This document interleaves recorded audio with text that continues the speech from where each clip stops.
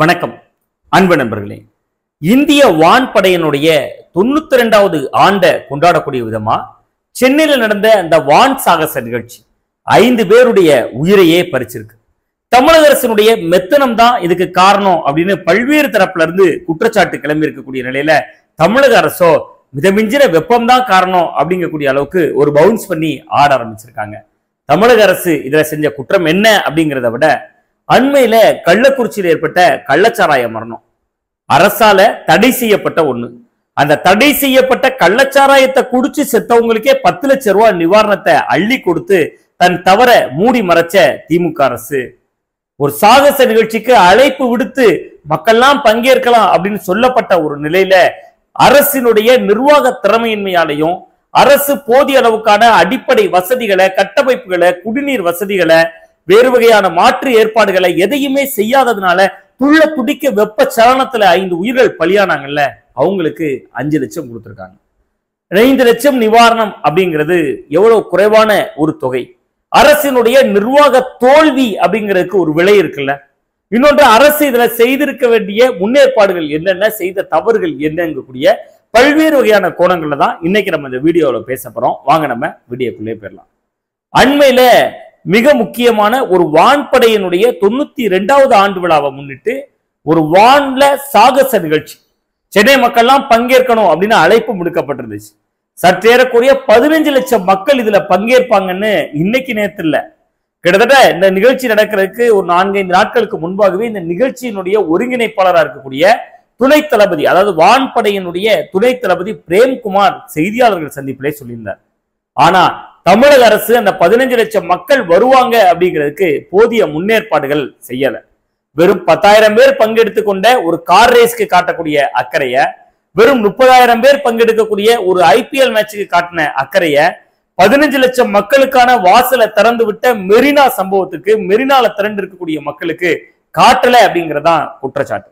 நல்லா நமக்கெல்லாம் நினைவு இருக்கும், ஜல்லிக்கட்டு போராட்டம்லாம் மெரினால தான் நடந்துச்சு.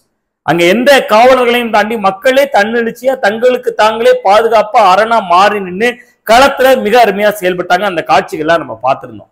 ஆனா தமிழக அரசு ஒரே நேரத்துல, அதுலயும் இதுல 3 வகையான தவறுகள். ஒன்று, காலையில 11 மணி முதல் 1 மணி வரை, அதாவது சென்னையில அனல் உக்கிரகத்துல இருக்கக்கூடிய அந்த நேரத்துல இந்த நிகழ்ச்சிக்கான திட்டமிடல். 2வது, இந்த நிகழ்ச்சிக்காக எந்த விதமான சிறப்பு பேருந்துகளோ அவர்களுக்கு 4 வழிகளில் பிரிச்சு விடுறது. அதாவது ஒரு நிகழ்ச்சியில எல்லாரும் ஒரு இடத்துல சங்கமிச்சுட்டாங்கன்னா ரொம்ப சாதாரணமா ஒரு தலைவர்கள் கூட்டம், அரசியல் கூட்டம் நடந்தனா கூட அதுல 4 வழியா மக்களை பிரிச்சு விடுவாங்க. 3-4 வழிகளை, மீட்டிங் முடிஞ்சோன்னு இந்த வழியா போங்க, மீட்டிங் வர்றவங்க இந்த வழியா வாங்க, இந்தந்த பகுதிகளில இருந்து இந்தந்த வழியா வர்றவங்க வாங்க, இதர இடங்கள்ல வேன் நிறுத்துற வசதிகள்னு முன்னேற்பாடுகள் செய்வாங்க. ரொம்ப குறிப்பா விஜய் அடுத்த மாசம் மாநாடு நடத்துறதுக்கு கூட 32 கேள்விகள் கேட்ட காவல்துறை இந்த விஷயத்துல காவல்துறை இருக்கா இல்லையான்னு கேட்கிற அளவுக்கு ரொம்ப மோசமான ஒரு செயல்பாடு. சென்னை மெரினாவை சுத்தி இருக்கக்கூடிய சாலைகள்ல நடந்து போயிட்டு இருக்கிற பக்கமெல்லாம் ஒரு ஆம்புலன்ஸ் வந்தா கூட ஒரு சின்ன இடைவெளி கூட அந்த ஆம்புலன்ஸ் போறதுக்கு கூட கிடைக்காம அந்த ஆம்புலன்ஸ்ல இருக்கக்கூடிய ஒரு முதியவரை தூக்கிட்டு போகக்கூடிய அளவிற்கான காட்சிகளை பார்க்காதவங்களே இல்லை. நான் ஒரு வீடியோ பார்த்தேன். ஒரு பெண், நீங்கெல்லாம் போலீஸா, நீங்கெல்லாம் எதுக்கு டியூட்டி பாக்குறீங்க, மக்கள் அங்கெல்லாம் இறந்து கிடக்கிறப்ப உங்களால பார்க்க முடியல, காக்க முடியல, போய் மீட்க முடியலன்னு சொல்லி அந்த பெண் அந்த காவல்துறை வாகனத்தை தாக்குறாங்க. பக்கத்துல இருக்க சொல்றாரு, கேமரா இருக்குமா, சும்மா இருமாங்கிறாங்க. அந்த அளவுக்கு மக்கள் தன்னெழுச்சியா அரசுக்கு எதிராக திரும்பி இருக்காங்க. அந்த அளவுக்கு என்ன நடந்துச்சு, கிட்டத்தட்ட 15 லட்சம் மக்கள் திரள்வாங்க அப்படின்னு சொல்லி அந்த வான்படையினுடைய துணை தளபதியாக இருக்கக்கூடிய பிரேம்குமார் எச்சரிச்ச நிலையில 10 லட்சம் பேருக்கு மேல திறந்திருக்காங்க. கூடுதல் மெட்ரோ ரயில்கள் இயக்கப்படல. மெட்ரோ ரயில்கள் இரவு வெகு நேரத்துக்கு நீட்டிக்கப்படுங்கிற தகவல் இல்ல. புறநகர் ரயில் சேவை குறித்த புள்ளி வரங்கள் இல்ல. மக்கள் ரயில்லையும் பஸ்லையும் தொங்குன வண்ணம் பயணிக்கக்கூடிய அந்த காட்சிகள்ல பெரிய ஆபத்துகள் இருந்துச்சு. அதனாலதான் 200க்கும் அதிகமான பேர் இந்த வெயிலினுடைய தாக்கம் அப்படின்னு இதை நம்ம சொன்னாலும் கூட 200க்கும் அதிகமான மக்கள் மயங்கி விழுந்தாங்கல்ல. அதுக்கு காரணம் அரசினுடைய நிர்வாக திறமையின்மை. போதிய அளவுக்கு வெப்பம் வீசக்கூடிய பகுதிகளில் குடிநீர் வசதி செய்யல.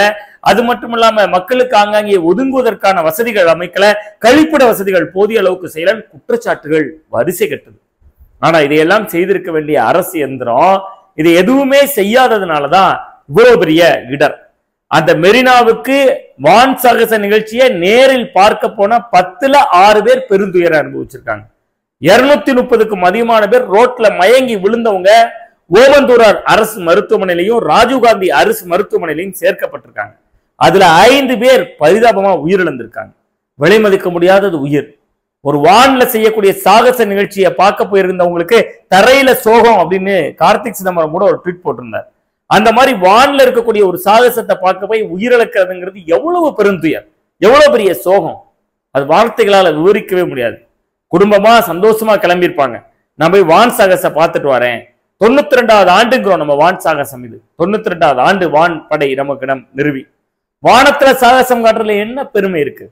ஒரு ஒத்திகையை பார்த்து, ஏற்கனவே கடந்த வாரம் பார்க்கப்பட்ட ஒத்திகையிலே ஆயிரக்கணக்கான மக்கள் கூடியிருக்காங்க. கன்னியாகுமரி மாவட்டத்துல ஒக்கி புயல் ஏற்பட்டப்ப கடல்ல கொத்து கொத்தாக மீனவர்கள் கரை திரும்ப முடியாமல் கடலுக்குள் சூழ்ந்து கொண்ட போது விமானப்படை அனுப்புங்க, ஆய்வு பண்ணுங்க, விமானத்தை அனுப்பினா மீட்டரலாம் அப்படின்னு மீனவர்கள் குழாம்ல இருந்து கோரிக்கை வந்துச்சுல. அந்த கோரிக்கை வந்த பொழுது வராத வான்படை சாகசம் காட்டுறதுல என்ன பெருமை இருக்கு? நம்மிடம் இருக்கக்கூடிய அந்த வசதிகள் வாய்ப்புகள் எல்லாம் மனித வளங்களை மீட்பதற்காக உருவாக்கப்படுகிற பொழுது பயன்படுத்தப்படாம இருந்துட்டு ஒத்திகை என்கிற பேர்ல லிம்கா சாதனை 15 லட்சம் மக்களை திரட்டுகிறோம் என்று சொல்லி லிம்கா புக்ல சாதனை பட்டியலையும் இடம்பெற்றுட்டாங்க. லிம்கா சாதனையில 15 லட்சம் மக்களை திரட்டியது சாதனை என்று சொன்னால் அதுல 14 லட்சம் மக்களை வேதனைக்குள்ளாக்கின சூழலும் இதுக்குள்ள இருந்துச்சு அப்படிங்கிறதா மிக முக்கியமானது. சரி, என்ன செய்யறது? இதுக்கெல்லாம் தீர்வுதான் என்னங்கிறத பேசுறதுக்கு முன்னாடி இன்னொரு விஷயம் பேச வேண்டியிருக்கு. இறந்து போன குடும்பங்களுக்கு 5 லட்சம். கள்ளச்சாராயம் அரசால் தடை செய்யப்பட்டது. ஒருத்தர் கள்ளச்சாராயம் காய்ச்சினா அவனை குண்டர் சட்டத்துல கைது செய்யலாம். கள்ளச்சாராயம் காய்ச்சறது தடை செய்யப்பட்ட ஒன்றா இருக்கு. ஏற்கனவே மரக்காணம் சம்பவத்துல கள்ளச்சாராயம் காட்சி கைது செய்யப்பட்டவர் செஞ்சி மஸ்தான் கூட முன்னாள் அமைச்சரோட சேர்ந்து புகைப்படம் எடுத்த காட்சிகள்லாம் சமூக வலைதளங்கள்ல வைரலா இருந்துச்சு. அவருக்கு பிறந்த நாளுக்கு கேக் கூட்ட காட்சிகள்லாம் வெளியாகி இருந்துச்சு.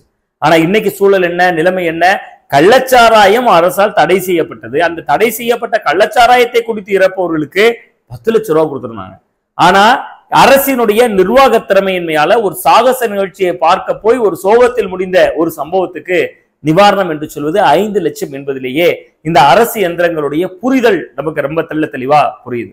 அதுல அரசு மிக முக்கியமா வெப்பச்சலனம் என்று பேசுகிறார்களுடைய அவர்கள் செய்திருக்க வேண்டிய முன்னேற்பாடுகளை அவர்கள் செய்யல.